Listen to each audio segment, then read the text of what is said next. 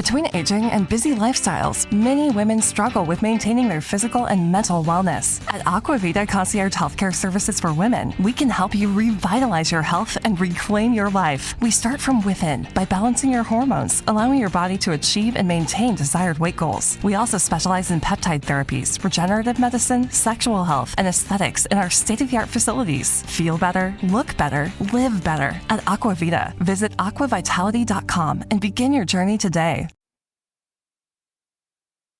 Something has changed.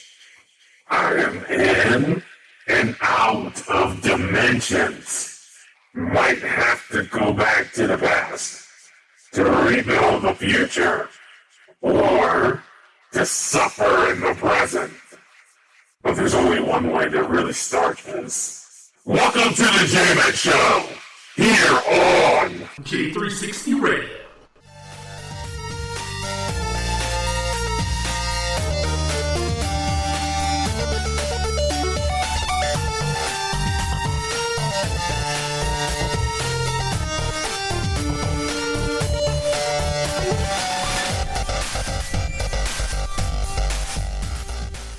Lucky Land Casino, asking people, what's the weirdest place you've gotten lucky? Lucky? In line at the deli, I guess? Aha, in my dentist's office.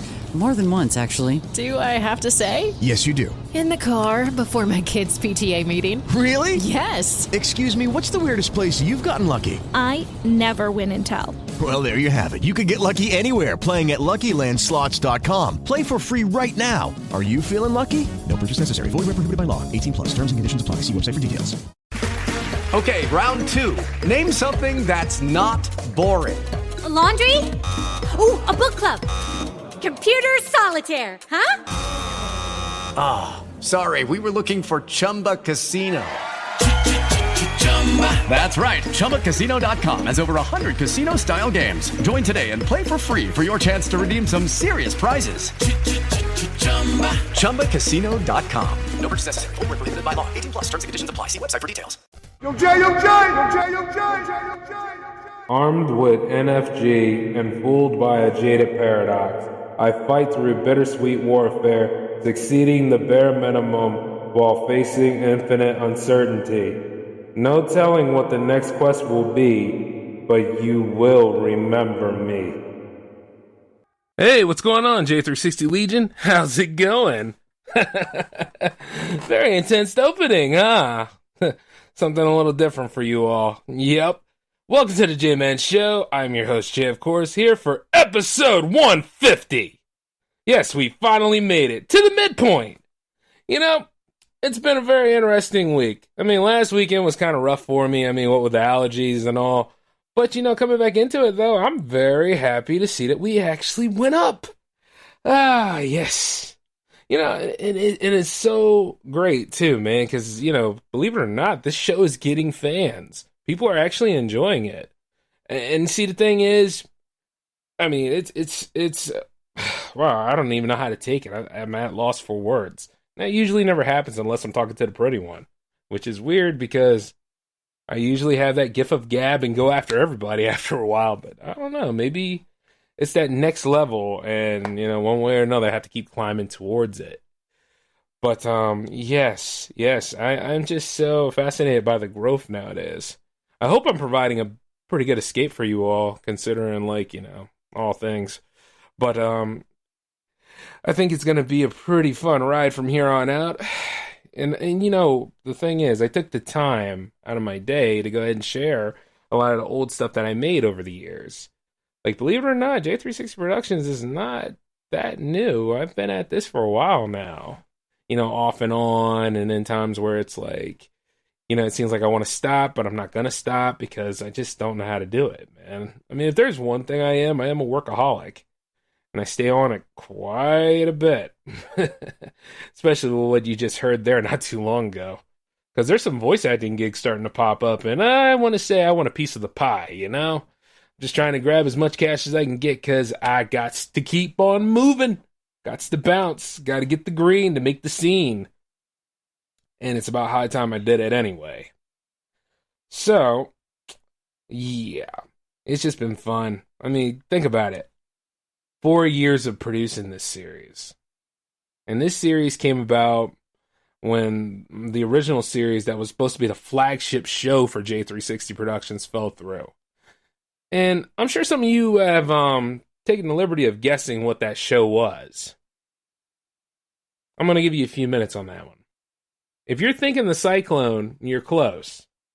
The Cyclone had a chance, but you have to also realize that in 2015, when we came up with a whole new batch of shows, and this is when it was just strictly YouTube, there was the Power Play, there was the Cyclone, and then there was Mondo Rates.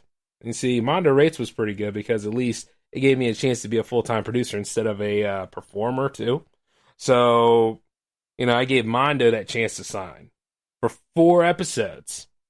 Okay, look, it was the shortest show I've ever made, but it felt good, you know what I mean? Because I got Mondo lined up with different guests for like those 4 weeks. And not to mention that he actually could flow. He was great as a host. And then not only that, his rating system was pretty cool. Because, see, the thing is, he was so broad about stuff, and he always had something to say about anything else. Getting him to rate stuff was just fun, you know what I mean? Because that's what we used to do, like, in between scenes of making the short films. I used to always be like, all right, Mondo, rate this, will you? And then he go ahead, he looks at it, and he'll say, well, you see, considering how my opinions are, Jay, and he'll probably get me for this because, mocking what he says. Considering my opinions of this, Jay, I would like to say that this would be at least 5.5. When he knows damn well it's a 9, jerk. Hey, not to diss my number 2 too much. He's a good man, and he's making it big out there. I mean, what with his day job and stuff, he's got a lot to deal with. But also, he holds things down around here when I'm not about. And like I said, at the end of the day, it was good experience for the time. I mean, granted, when I knew the show couldn't come back, that's when Fridays at J360 came about, and I was working with Alan at the time. And you see, like, it was all right, decent show. It gave us a lock in. It was 60 minutes of awesomeness. And, we talked about anything that we could feel, from, things that we didn't cover in our own respective shows, which the Cyclone was a part of as a respective show. Because that show alone, that, if anything, that's like the first team show that was done. You see? And it was covering sports, whereas Fridays at J360, you can cover anything you want. But the problem is that much like his reliability on the Cyclone series, kind of messed with Fridays at a little bit. And see, when you're doing something like that's a team show, all parties involved have to be reliable. See what I'm saying? And I'm not trying to diss him because, the thing about Alan is he's a good man. And he does what he needs to do. And I'm sure he's out there. Hopefully he's not sick. Because because there's some people that you know about because you knew them for a long period of time. So you kind of know, how their health is and stuff like that. I just hope that he's okay, much like anybody else out there in the world is. Yeah, but, after a while, a lot of great bands break apart, So, as far as I'm concerned, if you're thinking about it, I'm sure hoping he's doing okay. But I know that I couldn't continue on building J360 Productions with him falling out like that. I'm throwing some J360 history at you all today. I had a lot of plans for episode 150 and, throwing some clips up, but I also realized this. We're only 50 more episodes away from 200. So I'll give you something to look forward to, or unless you went back and listened to some older episodes where I was really, really railing on society for its ignorance.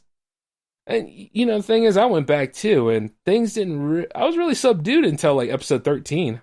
That's when I started going off the rails. But episode 13 was a very dark episode. Black label, if you will. But, going back into it, so when Fridays at J360 wasn't coming back, I just had no choice. I said, no, I'm going to do a show. It's going to be different. It's going to be unique. I'm going to go ahead and talk about anything I want in addition to my quest here and my main goals. And I'm going to go ahead and give it the name of the series that I started building in 2006. Which, if you really think about it, there are no old clips of the original J-Man show up on the web, because I made sure of that. I'm telling you this, alright? See, when I started this whole thing, I was 19. Fresh-faced, long cornrows, attitude of Huey Freeman, and had a book and a tape camcorder. What the hell was I getting into? A lot of wild stuff, especially with my friends from high school. I mean, we were just young kids with a camera. We didn't know what the hell we were doing. And Lord knows it showed, because half the time we were either fighting for screen time or looking for venues to film at while trying to hide from the cops. And trying to make sure that the audio came out good, because, you know, the mic that we had, it was most definitely mono. And then God help you if, like, the tape battery just didn't last long. There were times we went to a couple of shoots, we didn't even have any power for it, so we had to sit there and, you know, wait, like, 2 to 3 hours for it to charge up so we could actually get some footage. And even then we had to take the footage and transfer it from tape into digital form, which, if the wires were agreeing with us that day, then, you know, it was kind of a 25 to 75% shot. Nothing was 50-50 back in the early days of doing J360, I'll tell you that right now.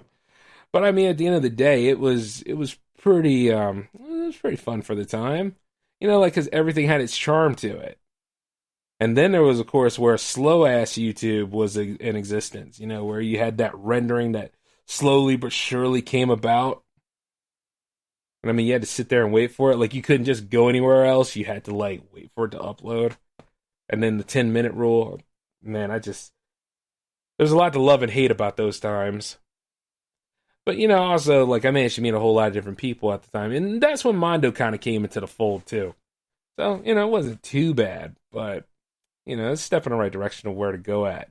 And I had a lot of fun. Granted, I don't hang around with a lot of those people from high school anymore. Some of them I really don't want to hang around with, but I hope they're living their lives well.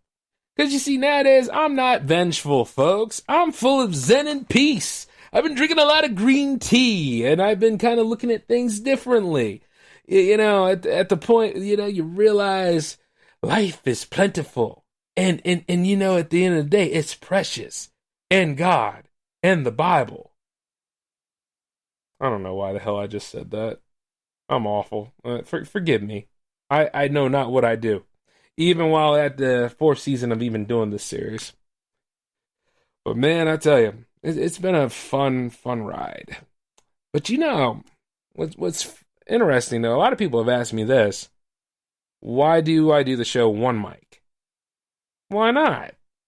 It's different, it's unique. And you see, the thing about the J-Man show, it's always been my solo adventures anyway. It's always been something that I got into, something I'm aware of, or looking at what society has done lately and called it out on it. I mean, like, if anything, it's built on that kind of format for me to do that.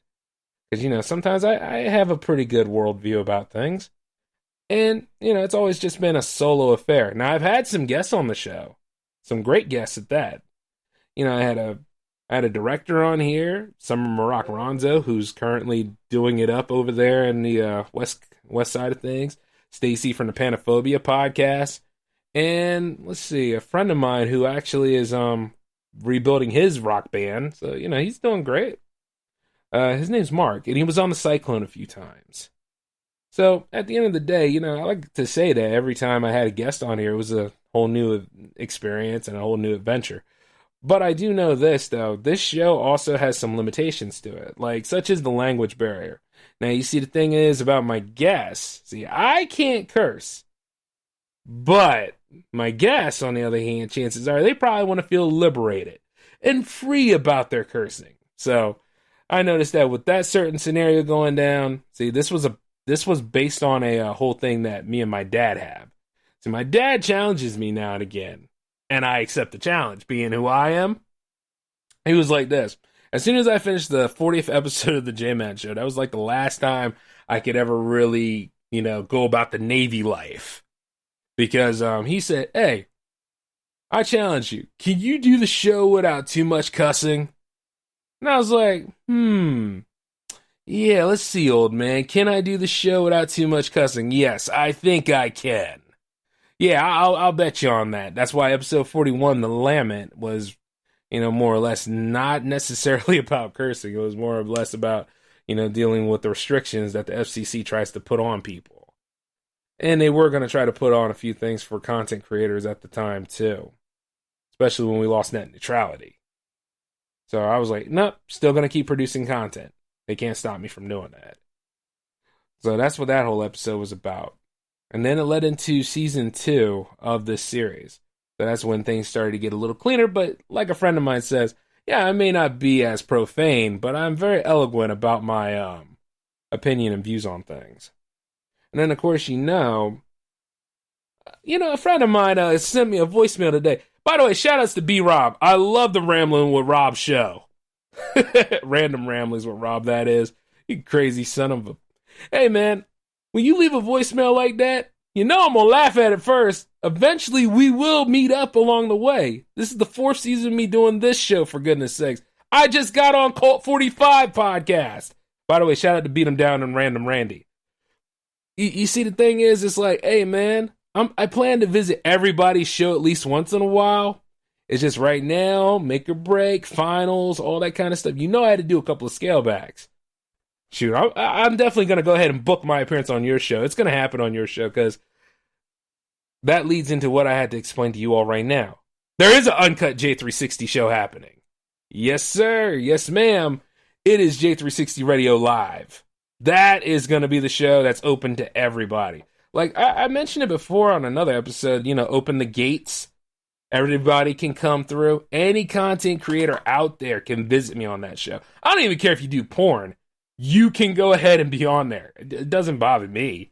I mean, chances are I get to be as filthy as I want to be, but not to the point where you can Me Too my ass. I'm not having it. But I will tell you this. It'll be fun to do because, like I said, much like Bob Saget, I got a whole material of stuff I just need to get off my chest sometimes. And I can't put it on the J-Man show, but I can definitely put it on the Uncut show. You can think of it as a little bit of an After Dark special, if you will. So I've been working on that scenario. As a matter of fact, I got another format too, but you guys are going to be surprised with that one. You see, I might have scaled back on a few things, but it doesn't mean I don't have the plans for them. And the same thing goes for the Cyclone. A lot of people ask me, is the Cyclone coming back? Well, right now, there's a lot of off-field activity to report on, and of course, there's some sports documentaries out there to talk about. But I don't know. It really depends on where these leagues are going to take their new seasons.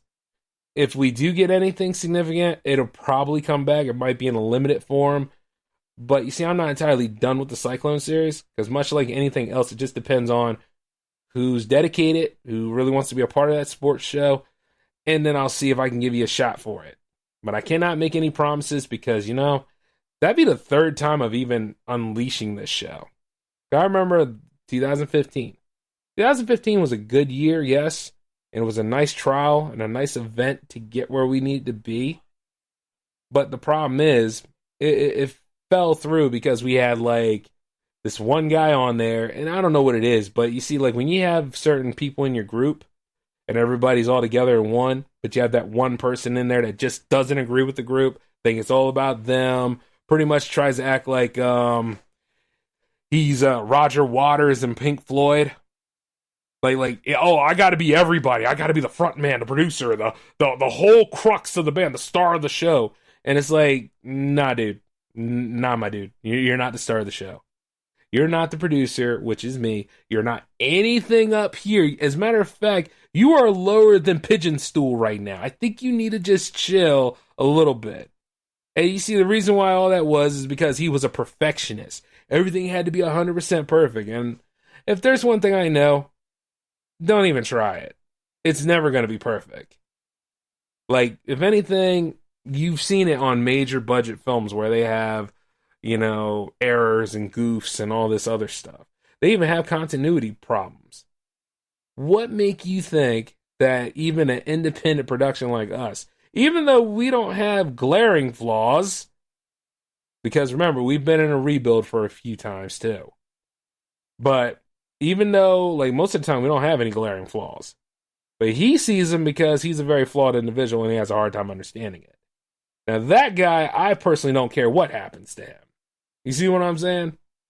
Because I managed to throw him out in a good way because, 1, I rebuilt the show, and 2, it was about a sport he didn't care about, and 3, we managed to go ahead and bring it a part of J360 Radio because originally it was going to just be on the J360 TV circuit. And I was totally happy with it. Because he's like, worrying people about it. He was worrying the other two people that were on staff. And I was like, come on, dude. You're not going to be on this show simply because of your attitude. So just get out. Shoot. And as a producer, you know, that's just the rough part of being a producer. You got to go ahead and just be like, yeah, not going to happen.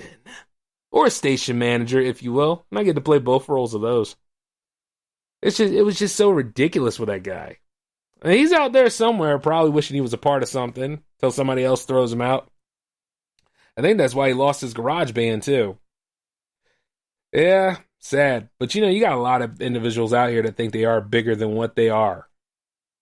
Think that, oh, just because, you know, I get a lot of attention and all that stuff, you know, I'm the best thing since sliced bread. I'm incredible at what I do. You got to stay humble sometimes.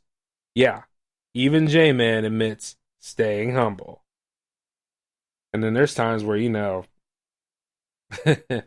I'm just so stubborn about crap. But the thing is, I'm not trying to be self-indulgent here. What I'm saying is I'm just letting you know how the history grew about. And then you realize this, okay? The J-Man show had massive growth. Okay, not too much massive growth. It had minute growth. It was getting there. You know what I mean? Especially being on SoundCloud. And see, I started to get interested in it because there's other people in J360 Productions. So I was like, hey, all right, let's go ahead and bring the Cyclone back. That would be my gift to them. And then, you know, I had Alan and Dev on the Cyclone. And they managed to run it pretty good, you know. I don't know what happened at the tail end of it, but I do know, like, in the beginning is always great. They were doing pretty all right. So, you know, you had two shows there in J360. And then it's like this, okay, well, since we're doing a different medium right now, here comes J360 Radio, and it envelopes both of them. And then, see, the thing is, you had Cyclone on Tuesdays, and then you had J360, no, that didn't come till later. You had the Cyclone, then you had the J-Man show. And that was back to back, at least for a while there. And then, of course, I got to the notion of this. I love doing the backstage riots. If there was one thing that was keeping it afloat next to the power play, it was definitely the backstage riots. And I'm sure some of you have seen them. I mean, I managed to take all of them now, and they're on this marathon mix, so you can like listen to all 14 episodes anytime you want to. I done pretty much shared it around today, so you all could just get a kick out of how everything got started. Because it was me and the rest of the crew at the time just going at anything upon anything. And it was one of the best like impromptu improv shows we have ever made. I think we stopped at episode 14 because, you know, I just got, I wanted to go into something different. So, you know, I had to venture into like different areas. And that's kind of the way I was looking at it. I was like, all right, well, this is fun for now, but I want to go ahead and I want to do something a little bit more. But you see, the thing is, other people love the riots. Like, they love the wild stuff. So then I was like, okay, well, maybe I can make a spiritual successor to it because, you know, sometimes nothing can ever really match the impact of what you had there. So I was like, all right, let's give them something that can actually, you know, give them a little taste that hits the ground, can cover any subject, and usually happens in real time, which is where the mini bites came from. And then the first few mini bites, they were, you know, kind of iffy. They were okay, but, you know, they weren't necessarily the best because, you know, it's a tease. But then later on, I started to develop and make the show a little bit better. You know, like I started saying, okay, instead of like limited run here, how about this? We make it all the way up to like 15 minutes instead of 10. And then you see the thing is, have it come up as the first show instead of the Cyclone, because the Cyclone was having its production problems then. And then at that point, started to work out. And then because the Cyclone had so many production problems, that's when the double specials started coming in for the J-Man show. And it really depends on how often society annoys the living hell out of me, because I could go ahead and do an episode anytime I wanted to. See what I'm saying? Then I started doing the portable setups. Oh, which was funny, by the way. You ever see that? Well, of course, you've all seen that movie. Yeah, you saw the part where Iron Man first flew in his Mark II suit, right? Okay, so, see, I did something similar to that when I started doing the show's portable. I had my stuff set up in my car, weighed and anchored down, and then I just started doing the J-Man show, like, 3 different episodes, just riding around in my car in the state of Delaware, talking, talking S. Yeah, just talking mad trash, just riding around everywhere. And I didn't care. You know what I mean? Like episode 25, what you heard, the whole portable stuff, yeah, that's just me riding around Delaware talking about comics. Like, I just didn't care. I was just going to test it out and do it anyway. I was going to do the same thing with my GoPro, but my clamp broke, so I was like, nah, I ain't going to fool with that right now. But, yeah, I just had a good time doing it. And you see, like, when it comes to experimental episodes like that, now the portable setup's a lot different. So I don't necessarily have to do that anymore. But, yeah. So, you just come up with different ways of getting the gimmicks together. And then it was just fun to do. Would I do it again? Oh, I totally would. This time I got lavs. So, hey, why not? But, yes, moving forward into the other aspects of it are, believe it or not, this series was supposed to last only 10 episodes. Yep, the J-Man Show was only supposed to last from 1 to 10. Like, when I did that whole thing telling you, like, what matters between of a good movie or a bad movie is your opinion. Yeah, that was supposed to be it. The final kicker. Apparently not, since we're well into triple digits now. Yep, not gonna happen. There's no stopping it. And not to mention, like, I can see it now. I could be old and feeble and be like, I don't know if I'm gonna do episode 800 yet. I think I'm just gonna sit here and fall over. Of course, at that point, I'll probably be out there at the portable set and somewhere like looking at clouds and stuff, and being senile. See, that's the old guy I want to be. I don't want to be the old guy that stares at people. I want to be the old guy that looks at clouds and yells at them. You know what I mean? Because at least then that person, he did a dedicated service before he went insane.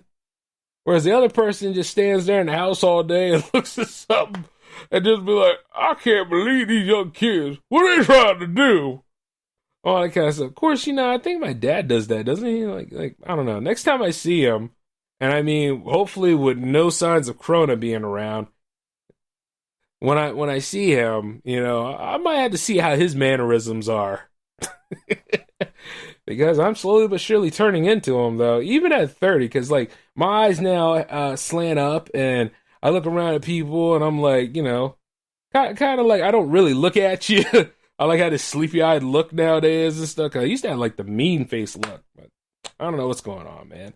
I guess it's called evolution, but I don't know. But it's just one of them wild things. But you see, the thing is, it's like, I have to continue on doing what I do best, and I love doing the J-Man Show, and I love doing the mini bites, and the mini bites grew into their own after episode 7. Like, the first few were okay, but things start to grow, and then like that's how our plan usually is. You'll know how good your show is usually about 5 to 10 episodes, and the best part is even if you do horrible episodes, like this episode could be considered horrible, just do them anyway. Just have a good time with it. I mean, I noticed a lot of people have went inactive on the shows because they didn't know where to take them, but you got to figure out what other angle have you crossed every single angle, or are you just being lazy? And then you don't let imposter syndrome come in to mess all that stuff up. And then you become driven on a few things. Because you see, a long time ago, I actually won an award doing audio production. It was the best in of 2012. So you can't win something like that and just think that, hey, I'm going to hang it up after 10 episodes. And then not to mention, Valentine's Day was hanging in the midst, and man, do I have a lot to say about people when it comes to romance and relationships. Because I think even with the evolution of technology or the growth of things, we're still finding ways to flail at the gate and have no ways of crossing into actually achieving stuff. Now, some have. I'm not saying that everybody has this problem, but there's quite a lot of people out there not good at all. And you see, the thing is about the Valentine's Day episodes, I love doing them. I love doing them because sometimes I get some wild stuff in the mail, man. I get a lot of wild things to look at, and I sit there and I read it, and I'm like, how the hell is this person even considered a match? Or how the hell is this person even thinking that they're going to find somebody of this caliber, especially in times of peak recession or when people are just notorious for lying? Not to mention, like, there's those people out there that sit there and say, we're going to eventually date a rich man. I'm like, how the hell are you even thinking that this is going to be a good idea? This could backfire so many ways. And if it does on you, you've earned it. Instead of just giving a brother out here that's actually making some decent flow a shot or a chance. But, some people just like what they like and feel as though they got to live that reality TV lifestyle. Which, by the way, it's nice to see that there isn't too much of that going on right now. It's still there, yes, but, not too much of it's going on because of, reasons. But it's just, come on, man, Though I would like to see some more Hell's Kitchen. Anytime now, we managed to get to season 18, right? Jeez, I would like to get to season 19 or season 20. Come on now. I want to see Gordon Ramsay yell at some more people before he gets old and senile. No offense to Chef Ramsay. Almost called him Gordo. Wow, could you imagine if I actually did? I could see all the epitaphs coming at him, but you see the funny part about that is, I would actually accept that, though, because he's one of my heroes. Oh, man. And, this whole adventure here, I gotta go ahead and give a shout-out and a thanks to the most important people. Yeah, the staff, of course. But I also gotta say thank you to all of you out there who have taken the time to listen to me. To actually hear me during the rambling, to hear me during when I did Black Labels. Throughout this whole adventure, you all have been very important. Not to mention that you've been sharing and getting my name out there. It's actually been pretty interesting, and I'm humble. I really am. It's just really cool to see it. Finally things are going in the right direction. After so many periods of darkness, finally a light. And I have a surprise for all of you. Now, consider this, right? We had a poll going for about at least 4 days. And that poll was for picking what is to be the official J360 Productions mascot. Now, a few of you picked Tiger, and a lot of you picked Dragon. So, it is anonymous. It's anonymous. What the It's unanimous. Oh, God, I can't even use my words right, man. Okay, look. It is official. The mascot is officially a dragon. Yep. It is a dragon. And this is cool, too, because, my pops loves dragons. And, I've always been about the dragon life, too. So, yes, it is officially a dragon that is going to be the face and the mascot of J360 Productions. And I've been looking at a few designs to try to build around it as well. Because I had an idea of it, man, because this has been something that's been bothering me since 2006. Like, what would be the actual mascot of this company?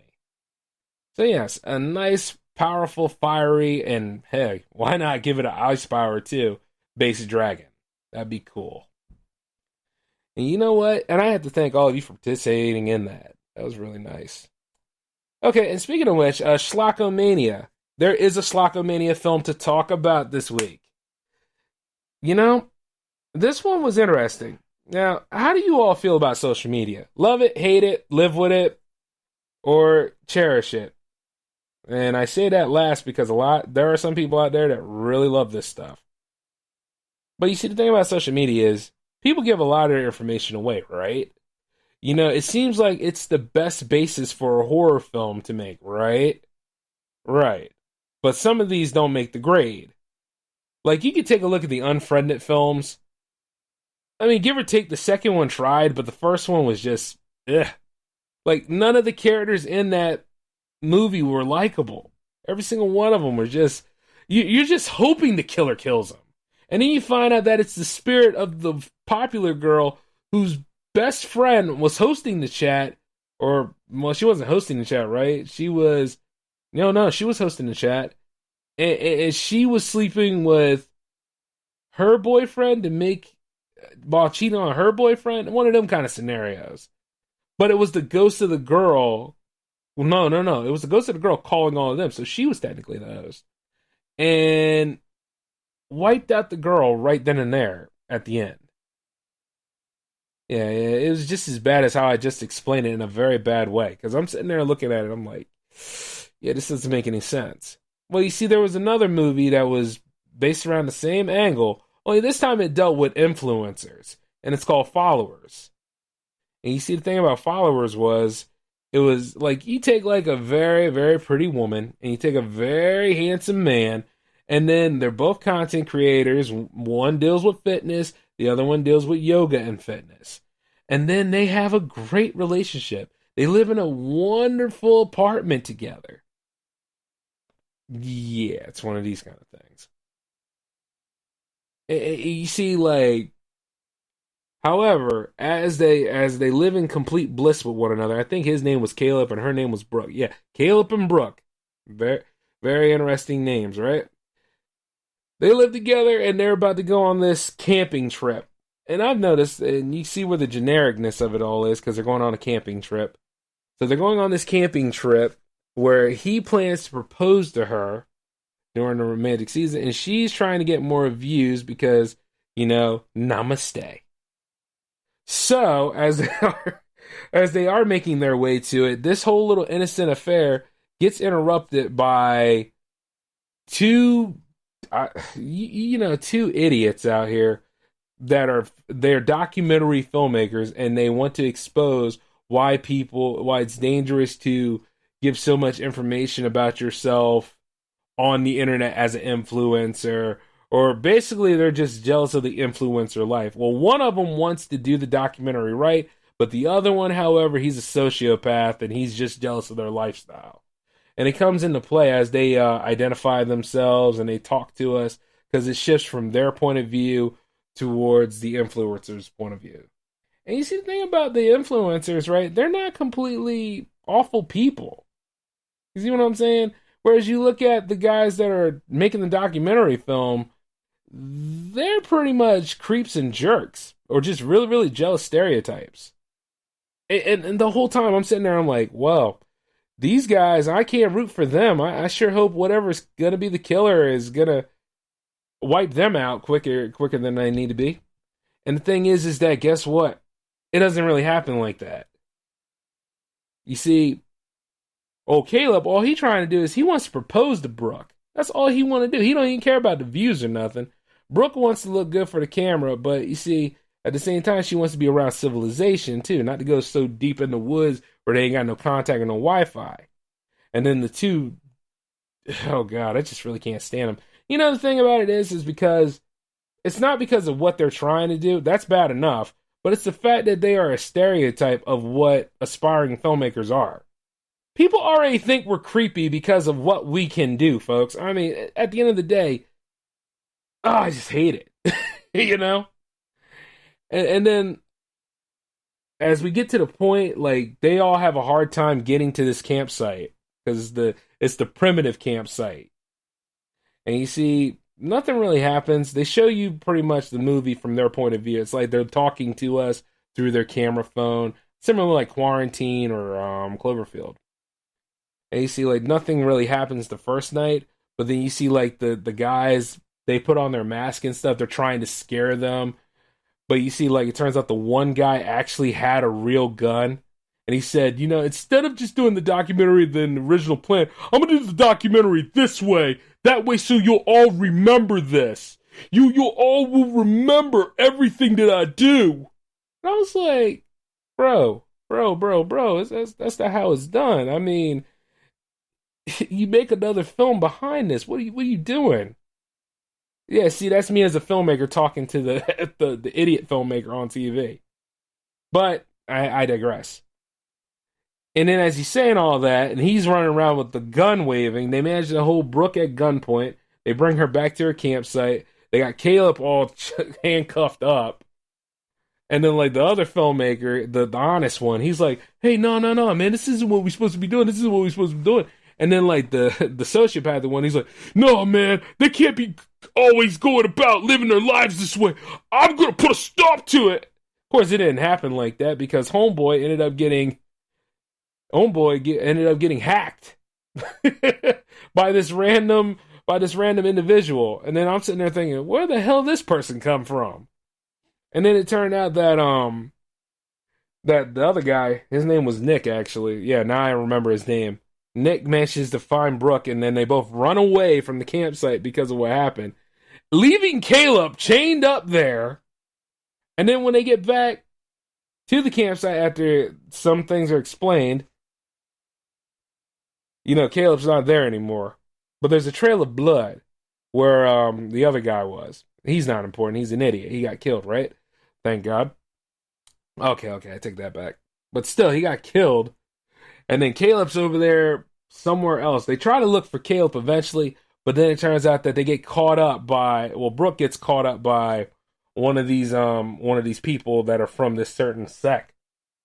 And it turned out that the whole campsite there is actually a meeting place for this cult. Now, we don't really get to know the cult worth anything, but the cult has a lot of followers. And ding ding. And you see, as the cult has a lot of followers, he is going to take Brooke and Caleb to the land of enlightenment, which means he's going to slit them by the throat. So while they had Brooke they didn't have Brooke chained up, but Caleb is obviously chained up because of what happened earlier. And you see, he didn't get a chance to propose, but he did get to meet his maker because the man slit his throat right then and there, and that's the end of Caleb. And they were about to get Brooke, but then the brave filmmaker, he stood up and he said, "No!" Which alerted them. Brooke got away, but oh man, was the set coming for him. And then as they managed to, and I don't know how it is, but this one influencer guy, maybe they're supposed to be the opposite of the other influencers, but in a way, they kind of found that source they needed for their documentary because those women were very loyal to the cult master here. And you see those women, they managed to corner the brave filmmaker, whereas the man, the cult leader himself, walked right over there, knocked him over, stomped him down in the ground, leaving us to look at the camera looming as it took a Dutch angle to the right. Oh no, to the left. And giving that weird Kubrick kind of feel to it. Because at that point we know he's dead. But it's like the guy didn't even take the time to fight back.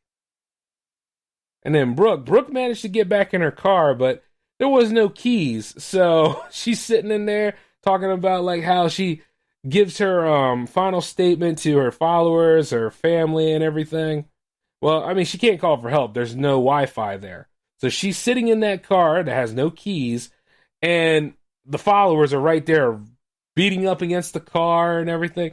But the problem is Brooke forgot to lock the door because the door is open. They pull Brooke out, and then the last we hear is a scream, and then it cuts off to the title that says followers. Yeah. This is how interesting that movie is.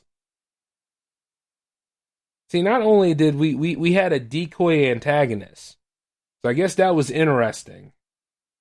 I mean, who wanders all the way deep into a campsite nowadays to propose to somebody? I mean, I guess it is interesting if there's like stars and all that kind of stuff, but I mean, there's a way you can kind of do that, though. You can go to like any other area to do it.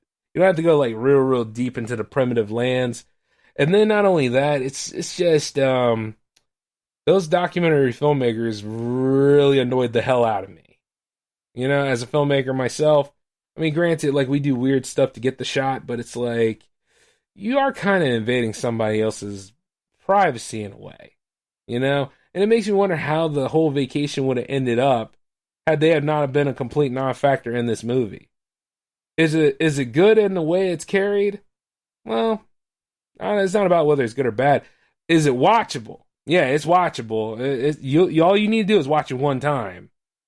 And just be like, well, you gotta go to another one. Like, Friend Request is a better movie than what this one was. This movie was just like, okay, I see how this all plays out, but I have a lot of questions in the end.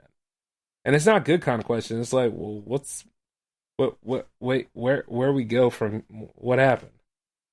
If anything, it's more of a 2-star rating on the J-Man scale. And it's a perfect fit for Schlockmania. So, I'll just let it say this. You guys can go ahead and watch that on Amazon Prime if you want to. Much like anything else, because that is a den of great schlock. But, other than, no, I really didn't care for it. I was going to try to redeem it. I don't care for it. So, no ways about that. Oh, man. But, you know, maybe there's going to be something else out there that's palpable, too. Especially when we got another Slocko movie coming. and I can just see the queue looking right at me. But hey, it is what it is. And speaking of which, I wanted to go ahead and let you all know this. I'm going away for a week. Yep, I earned it. I'm going to go ahead and chill out for a bit here at the peakness of this time.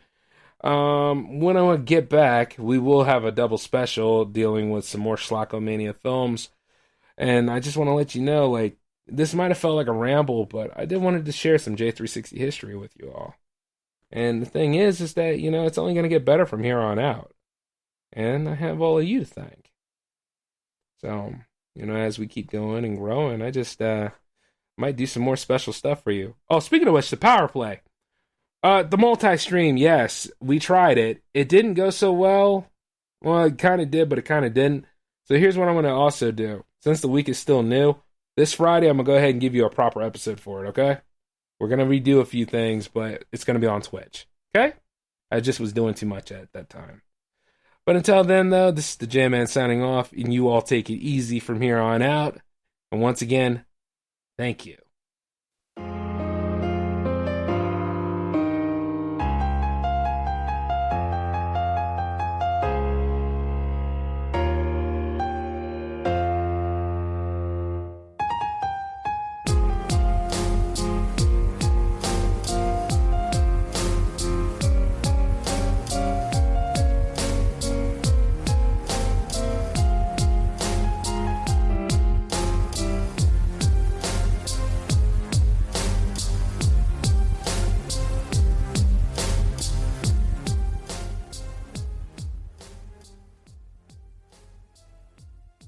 With Lucky Land Slots, you can get lucky just about anywhere. Dearly beloved, we are gathered here today to... Has anyone seen the bride and groom?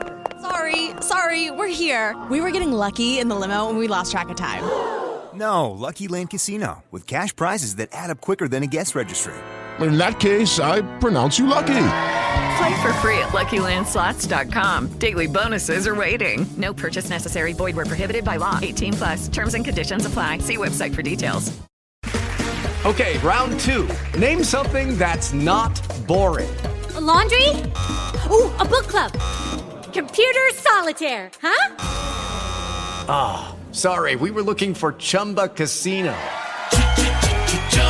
That's right. ChumbaCasino.com has over 100 casino-style games. Join today and play for free for your chance to redeem some serious prizes. ChumbaCasino.com. No purchase necessary. Void where prohibited by law. 18+. Terms and conditions apply. See website for details.